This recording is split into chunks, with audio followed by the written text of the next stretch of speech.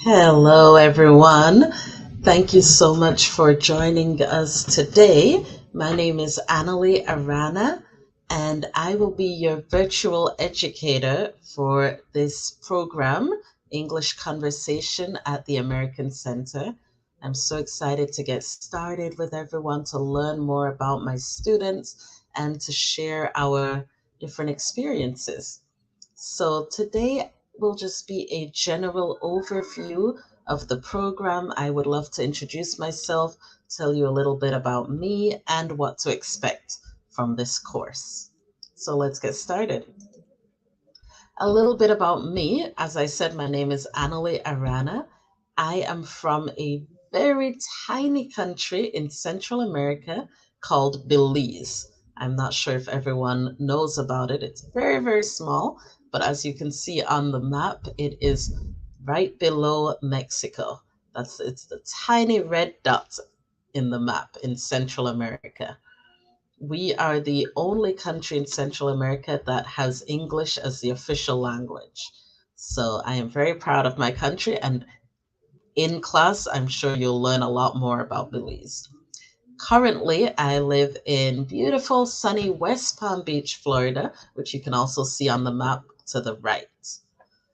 And a little bit more about me. As I said, my nationality is Belizean.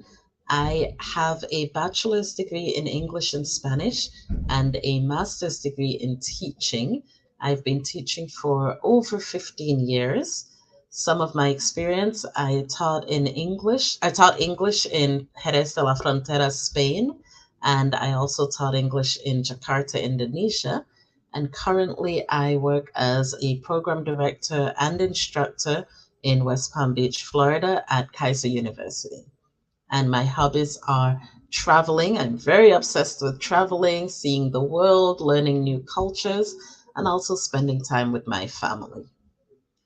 So, the next slide just shows a little bit about my passions. So, the first picture is a picture of first class, my first English class in Jerez de la Frontera, Spain. I taught young students English.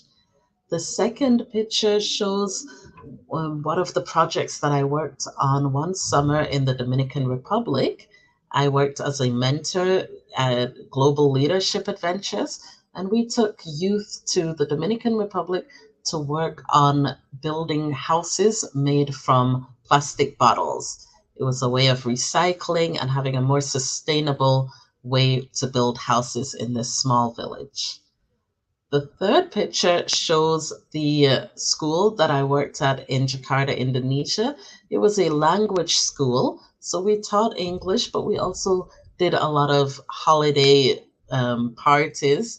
And this picture is showing our Mardi Gras celebration. And the final picture is what occupies most of my time right now. I'm a new mother. I am the mother to the most adorable 9-month-old girl. Her name is Yara, and that's me, my husband, and our little baby in the photo. So that's just a little bit about me. So, what can you expect from the classes? We will have two separate sessions. The classes will start next week, so I hope you're ready. It will start October 2nd and it will run until March 9th. We'll have a session on Mondays, 7 p.m. Minsk time, and also Tuesdays at 7 p.m. We are going to focus on American culture, vocabulary, grammar. Of course, you'll have a lot of opportunity to speak, practice your spoken English. And also, I'd love to hear your ideas. What would you like us to focus on? What is most important to you? What do you think you need to learn? So, a little idea of what we are going to work on next week. Of course, I want to hear from you, so we will do student introductions. We're going to do a little USA trivia. So I have a little game prepared to find out what you know about America. And the grammar that we are going to focus on is superlatives. So maybe you already know some superlatives. So two questions I want you to consider before class starts is What is the most populated city in your country? And also, who is the wealthiest person in your country? These are two examples of superlative sentences, and you'll learn more about that next week. So that's basically it from me, and I'd love to open this time up to some questions and answers. What questions do you have for me, or about the program?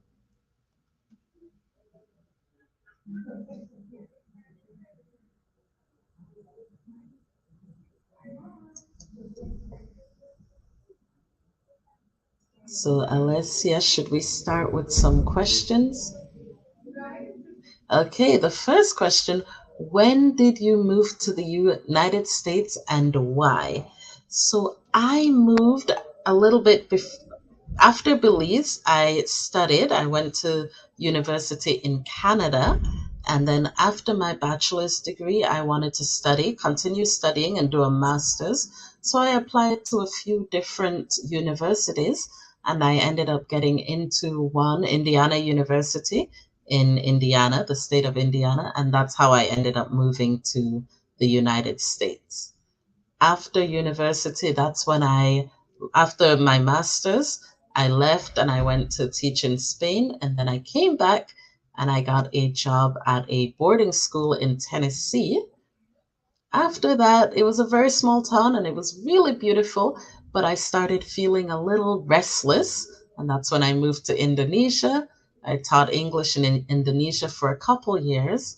And then my brother moved to Florida, and I decided I wanted to be a little bit closer to family. That's how I ended up in Florida. Question number 2. Will there be homework during the course? Yes. I do think that in order to really improve your English, 1 hour of class a week is not enough. So I will be using Google Classroom, and I will post different exercises about grammar, vocabulary, and also the opportunity to record yourself speaking to practice actually your pronunciation and your speaking skills. While it's not mandatory, the homework will be strongly encouraged in order for you to really improve your English.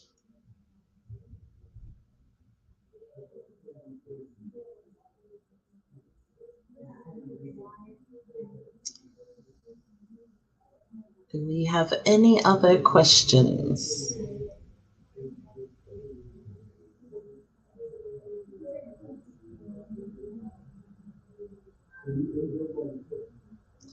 What tasks will we have to do? So the class will be very varied. There will be some exercises, some reading, a lot of discussion in the classes. I love to do games. So we will do some games, we'll do some presentations, and then for homework, you will do some exercises, some writing, but also we will use this website called Flipgrid that you can use to actually record yourself speaking. So after every class, I will post a question, and I would love for you to record your voice speaking, actually saying the answers to get some pronunciation practice. How many people will there be in the class? We want to keep the classes fairly small to give everyone an opportunity to practice. So it will be about 20 students or less in each class.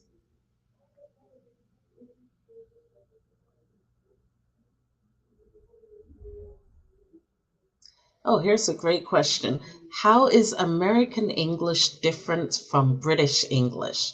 So every American will understand a British person when they're speaking English. However, we use some vocabulary words differently from in the UK. So, for example, we may say one word and they might have another word for the exact same thing.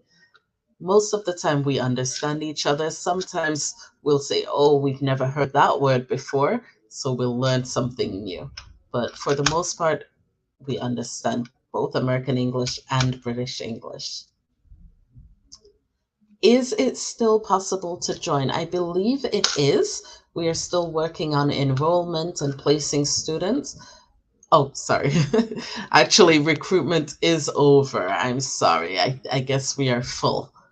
So recruitment is over for this session. We do have another question. How can we ensure consistent practice and exposure to the English language when we live in non-English speaking countries?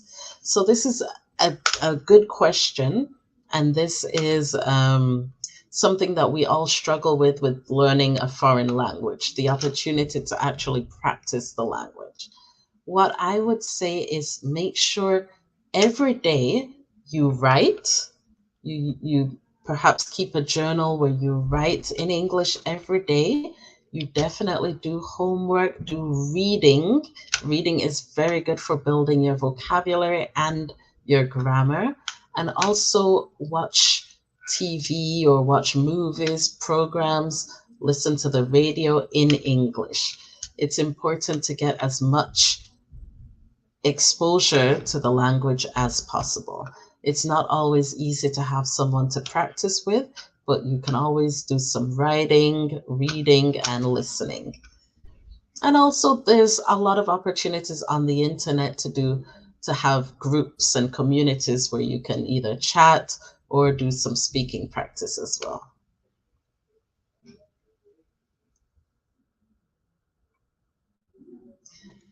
So another question, when will it be announced if I participate in the course or not? You will find out within the next 2 days whether you're in the class. So I'm so excited to have everyone and for everyone to join. Let's see if there are any more questions.